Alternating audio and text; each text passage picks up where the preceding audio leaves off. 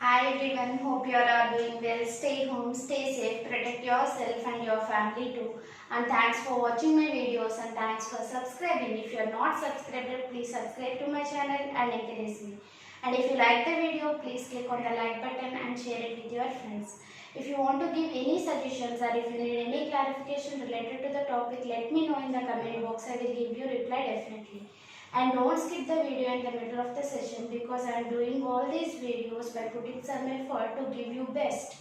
So if you watch the video till the end, you definitely benefited, no doubt in this. And one more thing, and after subscribing, if you click on the bell button, then only you will get the notifications. Otherwise, you will not get the notifications.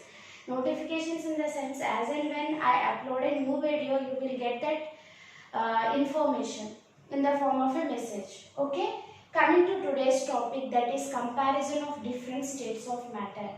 We have already seen in the previous video what is the composition of the matter and what are the general features of particles of matter. So in a comparative manner, how they are different in different states of matter like solids, liquids and gases, we will see in this part of the video. Okay.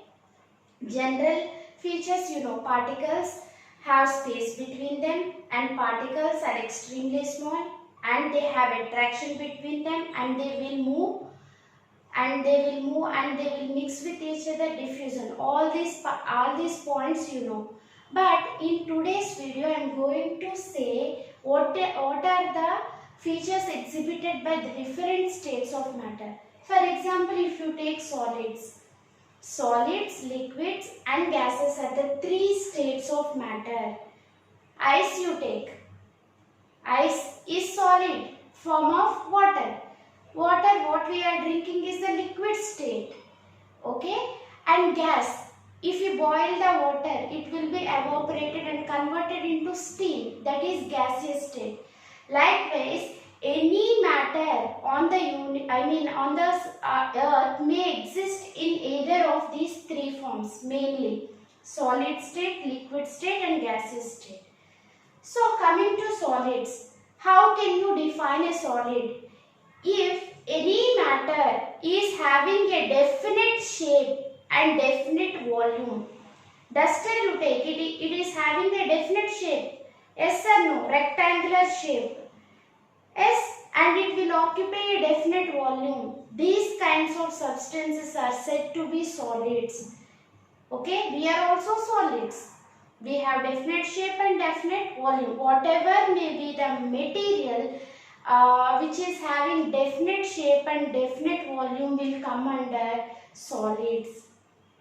Okay, then coming to liquids. Take glass of water. You observe. One bowl you take and one glass you take and the same amount of water first you have taken in the glass. Whatever the water you have taken, you have transferred it into the bowl. Then what you can observe? It is not having any definite shape. Liquid is not having any definite shape, but it is having definite volume. Okay? 10 ml, 100 ml of water you take by measuring. Even if you pour it in the bowl, the water volume is 100 ml only. The volume will not change. But the shape will change. It will not have any definite shape, but it is having definite volume. Those substances come under liquids. And gases. No definite shape and no definite volume. They will occupy the space of the container. If we take LPG cylinder, whatever the gas inside, it will occupy the space in the cylinder. If you take it in another container, it will occupy that space and the volume of gas is also that much. It is not having definite shape and definite volume. It will attain the shape of the container and whatever the volume of that container, it is the volume of the gas. So, definite shape and definite volume means solid, no definite shape and definite it is having definite volume means liquid, and no definite shape and no definite volume means gases. Okay. Then rigidity or fluidity. Here the arrangement of particles of matter is very close in case of solids. The arrangement of particles of solid is very close. Because of this, they cannot move further because there is no space between them. Very negligible space is there between the solids. The particles of the solids are unable to move. That means they will not flow.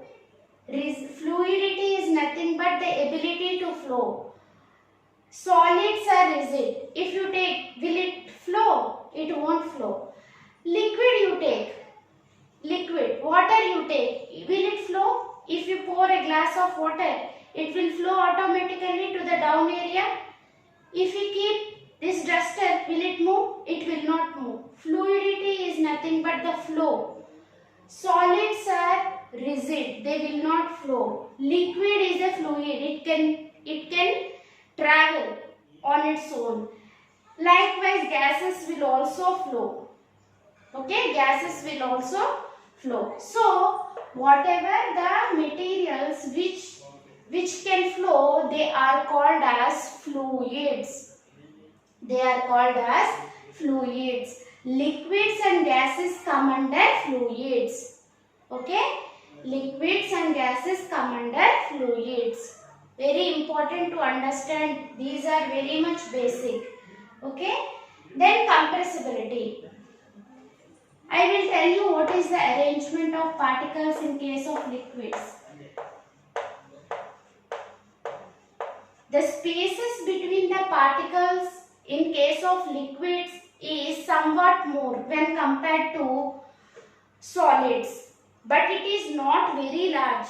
Attraction force between the particles is there in case of liquids. At the same time, they are separated from each other by some distance. Some space is there, intermolecular space, that we are going to discuss later.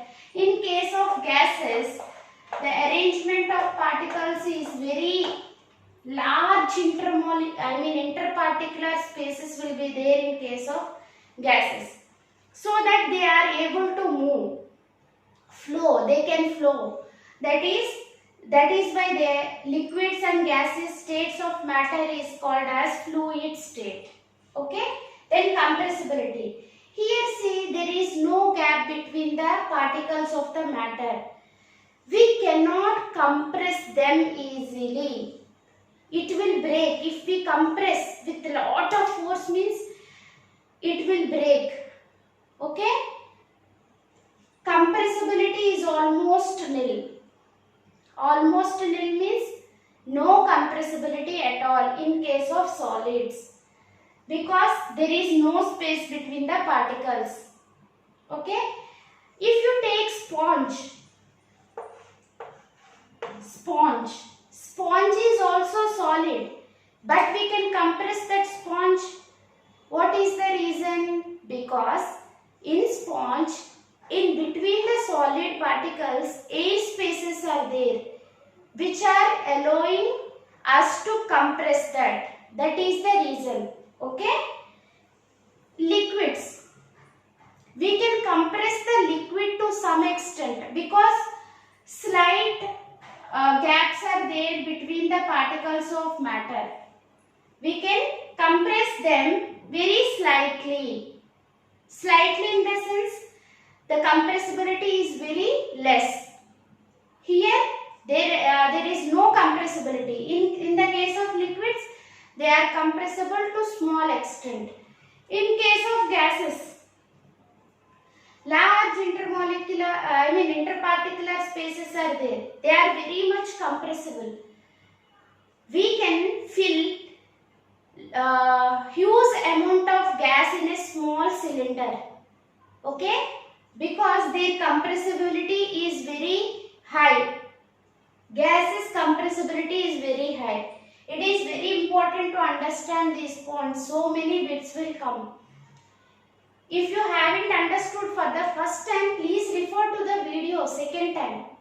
Even then if you get the doubts, I will clarify, no problem at all. But you have to know these points at any cost. Then coming to diffusion. Intermixing of particles of matter we have discussed in the previous video. In case of solids, there is no diffusion. Where is the chance for the other particles to come? If we pour water on this duster, solid duster, will the water particle will occupy the spaces? Because there are no spaces. So, there is no chance of intermixing in case of solids.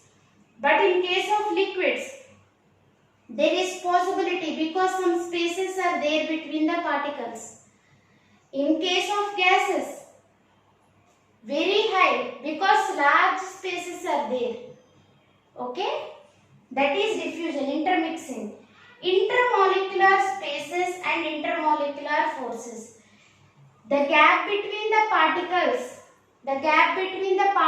of matter is nothing but interparticular spaces. The gap between the particles of matter is nothing but interparticular spaces. They are very, very less in case of solids. See, they are closely arranged, the particles. That's why their shape is definite. In case of liquids, some space is there, intermolecular spaces are there. Okay? Not very high, but somewhat interparticular spaces are there in case of liquids. Coming to gases. Tell me what about gases? Because the particles are very much far away from each other, the spaces between the particles is very high in case of gas. Okay? Coming to intermolecular forces or interparticular forces. Interparticular forces are energy. That means the force of attraction between the adjacent particles. Because they are in close contact in case of solids, they are very high. The energy between the particles is very high in case of solids. And in case of liquids, the energy between the particles is less because they are somewhat far away from each other. In case of gases, they are far away from each other, so the attraction forces between the particles of the matter is very less. That means intermolecular spaces are more, means attractive force is less. Okay? Attractive force is less. In this case, interparticular space is very less. So, interparticular energy is more, attractive force is more. That's why they are closely contacted. You have to understand that. Space is more means energy is less. Okay? Space is less means energy is more. Carefully observe the video. Carefully observe the video. Then coming to the motion of the particles. They are moving. That's why they are mixing with each other. Particles of matter are continuously moving. We have seen already. But there is very less movement. External movement is not observed in the case of solid particles. Okay, if it is moving means it won't have its definite shape. Okay, there is no random movement. Okay, no random movement in case of solids. But liquids somewhat more movement. In case of gases, the particles will move very fastly. That's why in the case of gases only, the movement is more. That's why we can observe the fragrance in air. If we keep something in the solid box, inside we have lighted something, fragrance material is there and we have closed it in a solid box where there is no opening. After opening the box only you will observe the fragrance. Because through the solid it is not able to come outside. Yes or no? Because in case of gases, the movement of the particles is more. In case of solids, there is not such movement. Internal movement is different that we are going to see later. But in case of liquids, it is less. And coming to density. What is density? Density is equal to mass by volume. Okay? Density equal to mass by volume. Density is highest in case of solids. Whatever may be the solid you take, density is highest in case of solids and high in case of liquids and low in case of gases. That means volume occupied is less with the same amount of mass. Simply remember density is equal to mass by volume. Density is high in case of highest in case of solids, high in case of liquids and low in case of gases. These are the most important points in comparison with the different states of matter. If you haven't understood for the first time, repeat the video. So many important points are there, very much required for your competitive exams. And don't skip the video. I am doing it for your sake only.